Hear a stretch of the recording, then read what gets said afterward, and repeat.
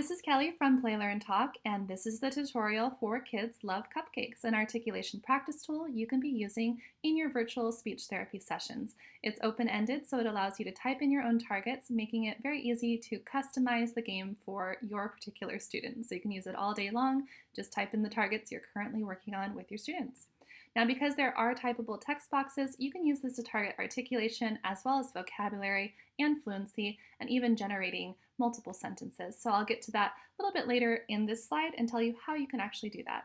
So here are instructions. Each character page provides you with 3 areas to type in your custom target words. So this game comes with a total of 7 children, and on each child's page you have 3 cupcakes to feed them. Now underneath each cupcake is going to be a random number, and you can decide, if you're working on articulation, when the student pulls off that cupcake and reveals the number 5, then you can have them say their word 5 times, okay? Now you can also easily apply this to a student who is working on rate or fluency or volume. You can have them make that attempt that number of times. Now if you have students that are really competitive, I recommend that you have them kind of tally up their points. They're going to be more engaged and motivated and more excited to see those higher numbers, okay?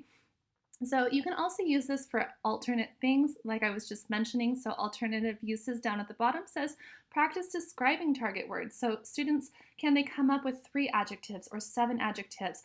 Can they come up with that amount of detail for the word that you've typed in? If they can't come up with it, you can have them ask up here for help and start working on some of those other skills like asking for help or stating that you need help. You can also, depending on the level of your students or the tolerance of your students, if you have some students who are really competitive or motivated by competition, if you can't come up with those features, someone else can steal that one from you, okay? I recommend that for older students, maybe 4th and 5th graders. You can also use this to practice generating a variety of sentences. So let's say we have the target word rose, and we want to come up with 4 different sentences because we have the number 4 under our cupcake. So can we come up with 4 different scenarios where the word rose would be used in the sentence?